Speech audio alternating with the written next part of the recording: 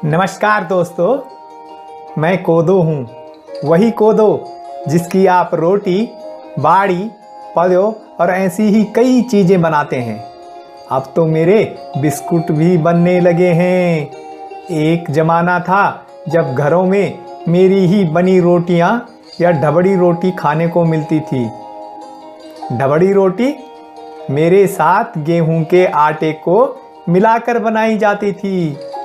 कभी कभार ही गेहूं की रोटी बनती थी, तब गेहूं बड़े सम्मान से देखा जाता था।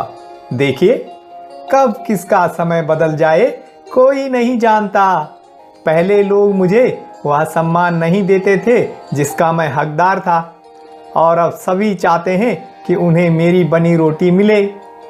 ऐसा इसलिए क्योंकि अब लोगों को पता चल गया है कि मैं बेहद गुणकारी हूँ।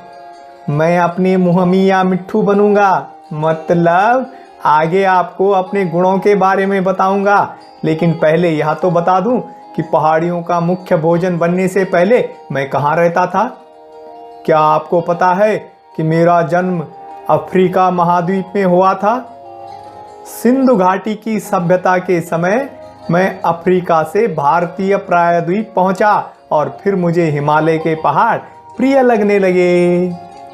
जिसे आज आप उत्तराखंड कहते हो, वहाँ के लोगों ने मुझे बहुत पसंद किया और मैंने भी उनकी सेहत का पूरा ध्यान रखा।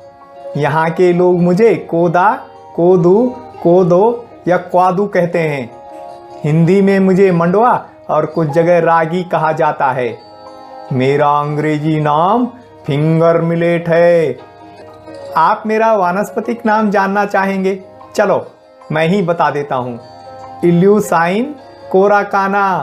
कैसा लगा मेरा वानस्पतिक नाम आपको? गढ़वाली में मेरे खेत को क्वादड़ या कोदाड़ू कहते हैं।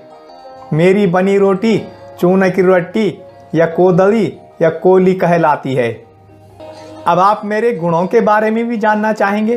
क्या करूं, मुझे अपने गुणों का खुद ही बखान करना पड़ेगा।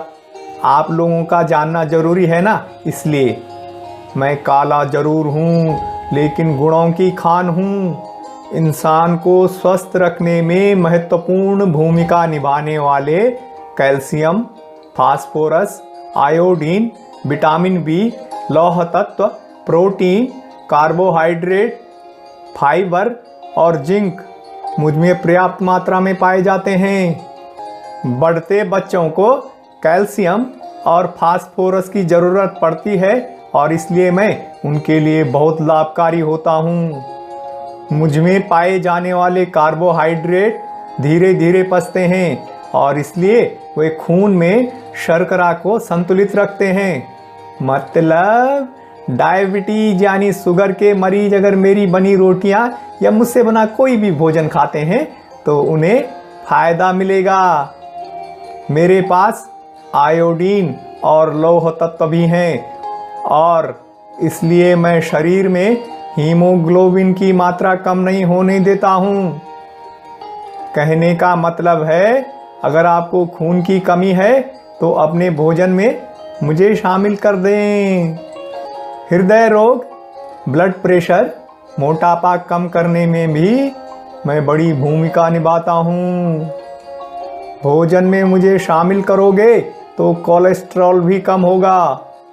मैं जवानी भी बनाए रखता हूँ, क्योंकि नियमित तौर पर मेरा भोजन करने से झुर्रियाँ भी कम पड़ती हैं।